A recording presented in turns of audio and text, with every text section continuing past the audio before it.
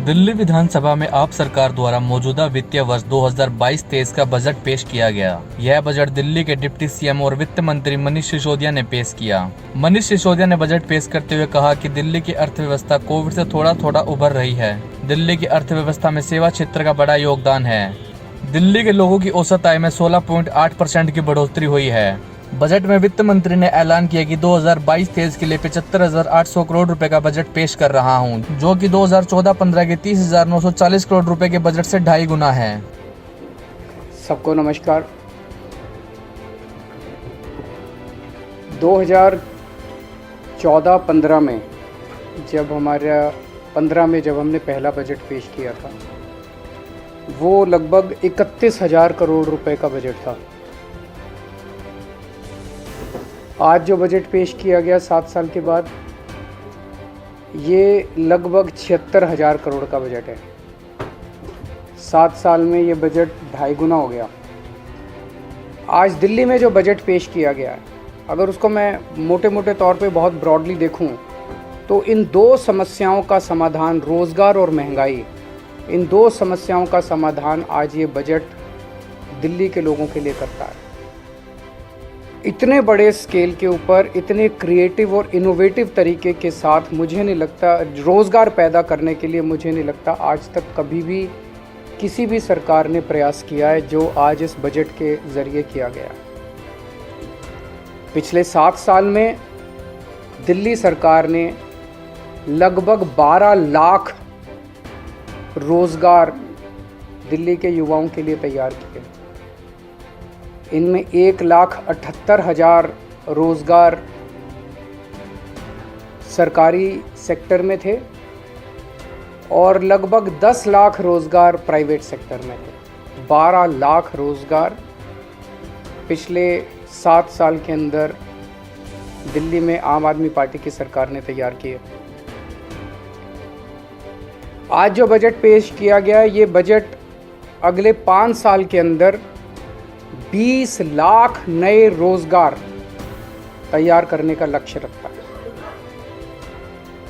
और ये कोई एम्प्टी प्रॉमिस नहीं है, खोखला वादा नहीं है। आज जितने डिटेल में इस बजट के अंदर पूरी रूपरेखा समझाई गई है, जॉब्स कहाँ से आएंगे, इतनी महीन exercise, micro exercise, detailed exercise, practical exercise मुझे नहीं लगता कभी इस तरह की हुई है।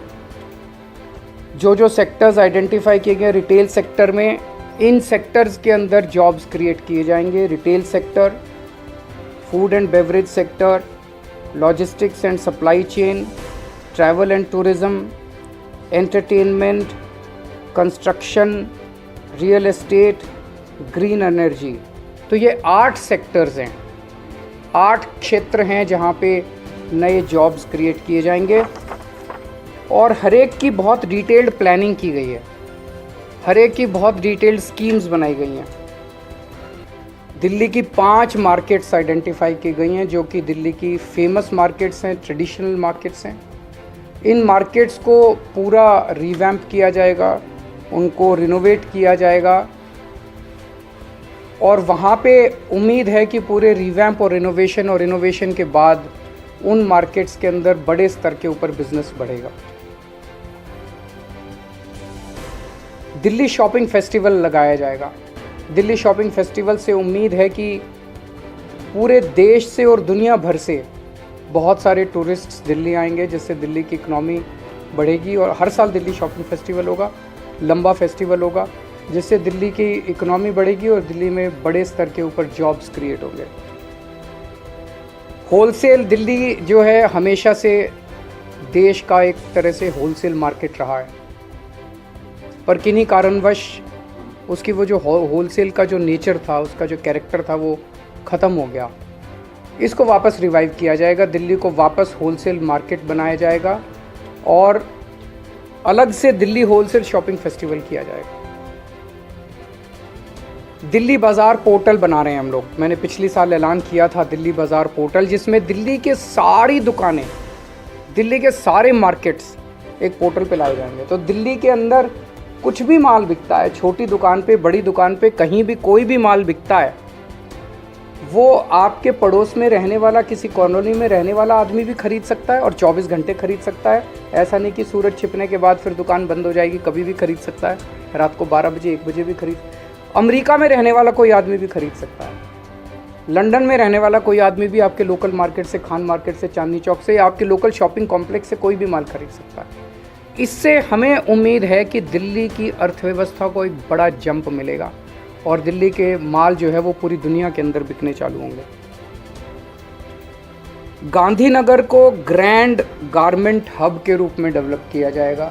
गांधीनगर का कपड़े का व्यापार जो है बहुत बड़ा है और इसको अगर हम अच्छे तरीके से, इसको सिस्टमेटिक तरीके से अगर रिवैम्प करके पूरे मार्केट को डेवलप किया जाए तो इसमें बहुत बड़ी अपॉर्चुनिटीज़ हैं। दिल्ली की जो नई स्टार्टअप पॉलिसी है वो बहुत बड़ी अपॉर्चुनिटीज़ खोलती है। दिल्ली ऑलरेडी देश का स्टार्टअप कैपिटल बन चुका है।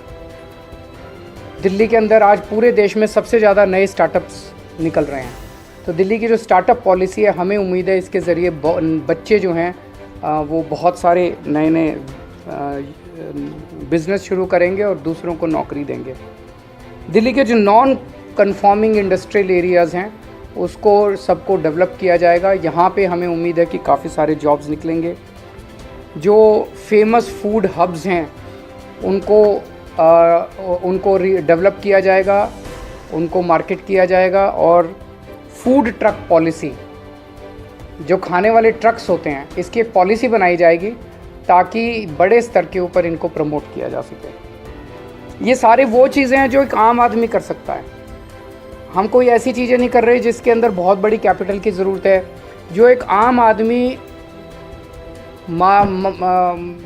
छोटा आदमी थोड़े से कैपिटल से, छोटी कैपिटल से अपना बिजनेस शुरू कर सकता है। ये सारी चीज़ें, क्लाउड किचन क्लस्टर्स की स्थापना की जाएगी, इलेक्ट्रॉनिक सिटी बनाई जाएगी, e vehicle, solar energy, urban farming, इसके ज़रिए ऑलरेडी दिल्ली ईवी कैपिटल बन चुका है देश का।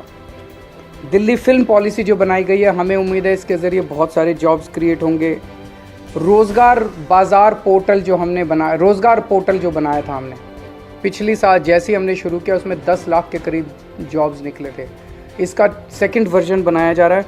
तो इस तरह से ये जो 20 लाख जॉब्स का एक एक के सामने लिखा है कि ये करने से इतने जॉब्स क्रिएट होंगे, ये करने से इतने जॉब्स क्रिएट होंगे, ये करने से, ये पूरा डिटेल्ड प्लान आज देश के सामने रखा गया।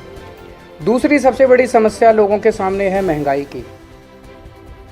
महंगाई बहुत ज़्यादा बढ़ गई है, एक आम आदमी को अपना घर चलाना मुश्किल हो गया है। इसमें भी बहुत सारी चीज़ें ऐसी हैं जो दिल्ली के लोगों को, केवल और केवल दिल्ली के लोगों को मिल रही है और वो जारी रहेंगी। आज दिल्ली के अंदर सरकारी स्कूल बेहद शानदार हो गए हैं। शिक्षा फ्री है, कोई पैसा देने की ज़रूरत नहीं है, पूरी की पूरी शिक्षा फ्री है। ढेरों लोग अपने बच्चों को प्राइवेट स्कूल से निकाल के सरकारी स्कूलों में भर्ती करा रहे हैं। ढेरों लोग, इस साल 4.25 लाख लोगों ने प्राइवेट स्कूल से निकाल के सरकारी स्कूलों में भर्ती कराए हैं। अगर आपके घर में 2 भी बच्चे हैं पढ़ने वाले और प्राइवेट स्कूल में पढ़ते हैं तो अगर 3-4 हज़ार 5 हज़ार रुपये तो एक बच्चे की फ़ीस आई जाती है। तो 10,000 रुपये पर मंथ एक आम आदमी का महंगाई के, इतनी महंगाई के ज़माने में बच गया, स्कूल का ही बच गया। बहुत बड़ी बात है। हेल्थ के क्षेत्र में दिल्ली अकेला पूरे देश के अंदर दिल्ली अकेला राज्य है जहाँ पे हर आदमी, चाहे अमीर हो चाहे गरीब हो, उसका पूरा इलाज मुफ्त है। अगर आपको थोड़ा सा बुखार हुआ, मोहल्ला क्लिनिक जाइए, आपको डॉक्टर दवाई देगा, डॉक्टर भी फ्री, दवाइयाँ भी फ्री, टेस्ट भी फ्री, सब कुछ फ्री। अगर आपको कोई बहुत बड़ी बीमारी हो गई जिसमें 20 लाख, 30 लाख, 40 लाख का खर्चा आता है, आप जीटीबी जाइए, एलएनजेपी जाइए, जीबी पंत जाइए, दिल्ली सरकार के 38 बड़े बड़े हॉस्पिटल है, किसी में भी जाइए, सारा इलाज फ्री है। सारा पैसा दिल्ली सरकार देगी, आपसे पूछा नहीं जाएगा आप अमीर हो कि गरीब हो, बीपीएल के कार्ड की ज़रूरत नहीं है। आप अगर कोई टेस्ट कराना है, एमआरआई कराना है, सीटी स्कैन कराना है, जो भी कराना है, दिल्ली सरकार के हॉस्पिटल्स में फ्री है। हॉस्पिटल में टेस्ट ना हो पाए, आप प्राइवेट में करा लो, सारा रिम्बर्स किया जाता है। इस तरह की हेल्थ सिक्योरिटी जो है, मुझे नहीं लगता देश तो छोड़ो, दुनिया में कहीं इस किस्म की हेल्थ सिक्योरिटी कहीं किसी भी राज्य के सिटीजन्स को दी गई है। ये अब जैसे आज वित्त मंत्री, उप मुख्यमंत्री जी ने कहा कि हेल्थ एक ऐसा सेक्टर है जो लोगों को गरीबी में धकेल देता है। कोई घर में बीमार हो गया, बड़ी बीमारी हो गई, सब कुछ बेचना पड़ जाता है, सब कुछ ख़त्म हो जाता है।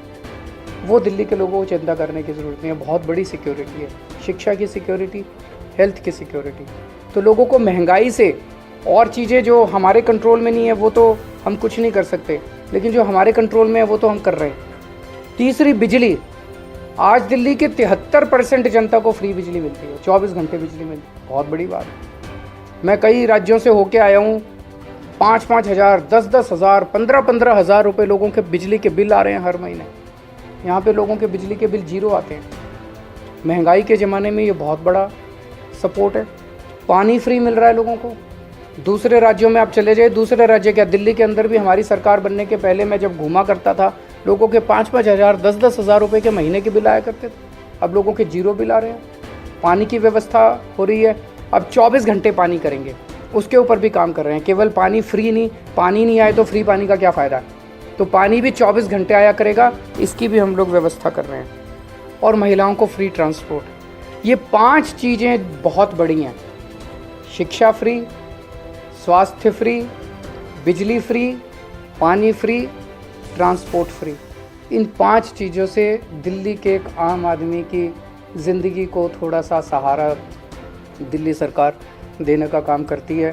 तो एक जो अच्छी खबर, दिल्ली की जितनी कच्ची कॉलोनियाँ हैं, कच्ची कॉलोनियों में मैं जब भी जाता हूँ, नरक की ज़िंदगी है लोगों की। एक बारिश आ जाए तो पूरा कीचड़ ही कीचड़, सारी नालियाँ बाहर वो बहने लग जाती हैं। 31 मार्च 2023 तक दिल्ली की सारी कच्ची कॉलोनियों के अंदर सड़क, नाली, पानी की पाइपलाइन और सीवर की पाइपलाइन का काम ख़त्म कर दिया जाएगा। कुछ कॉलोनियाँ बच जाएंगी जो फॉरेस्ट की वजह से, ASI की वजह से, इन वजह से उनको परमिशन नहीं मिल पा रही। 100-125 कॉलोनियाँ बच जाएंगी।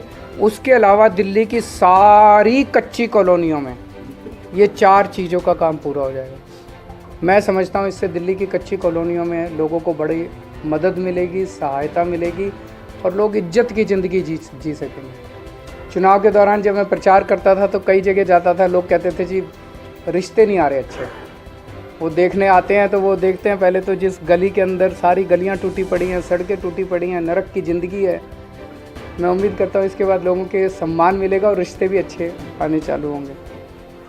यमुना को भी साफ़ करेंगे, उसके ऊपर पूरा काम चल रहा है। उसके ऊपर मैं पहले ही प्रॉमिस कर चुका हूँ कि अगले चुनाव के पहले आप सब लोगों को ले जाके यमुना में डुबकी लगाएंगे।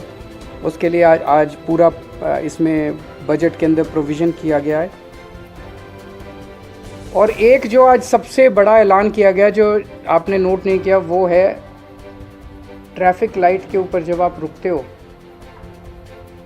आपकी खिड़की के पास आके कोई बच्चा छोटा सा नॉक करता है और वो आपसे पैसे मांगता है या वो कुछ बेचने की कोशिश करता है, उसकी तरफ कोई ध्यान नहीं देता कोई सरकार। क्यों? वो वोटर नहीं है, वो वोट नहीं देता, वो वोट बैंक नहीं है। कोई सरकार उनकी तरफ ध्यान नहीं देती।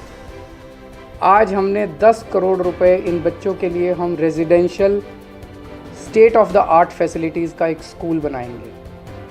वो रेजिडेंशियल स्कूल बिल्कुल अलग किस्म का होगा क्योंकि इन बच्चों को सबसे पहले हमें इमोशनल और साइकोलॉजिकल सपोर्ट देना पड़ेगा।